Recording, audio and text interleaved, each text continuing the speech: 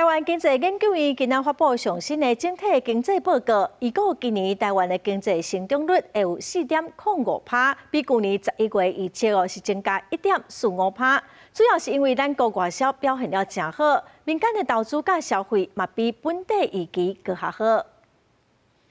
人工智慧需求增加，民间投资动能稳定，互台湾的消费市场回稳。加上受到美国带动，台股利率开悬走悬，盘中上悬来到32196点，搁创下新悬。台湾经济研究院拜一发布上新的整体经济预估，推测2026年台湾经济会成长4.05%，影响的关键包括美国关税降到15%，加上台湾的 AI 热潮真热。 美国关税从20降到10%，好，那这个对船产的那个关税调降幅度是非常大，所以这个对船产来讲是一个力度。伫咧硬件方面，最近因为废土管制措施，下发的掩埋场加上 GPS 刷石仔车数量有限，因建业普遍拢真烦恼，拖着工程的进度。台建议对因建业未来半年景气看法，因为安尼专做保守，认为会连带影响到房市。过去其实，在2025年，在处理像是台北，它每立方公尺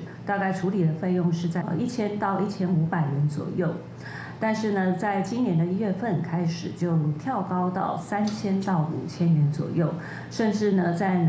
南部的地区也会这个快速的攀升到甚至1万元以上。虽然整体来看，台湾未来经济也是呈现提升的趋势，不过台经院嘛是要提醒，未来也是有真侪无确定性，亲像国际战争、中国生产春收制的问题，都有可能会加做影响台湾经济变动的因素。记者陈亚轩、林旭凯台北报道。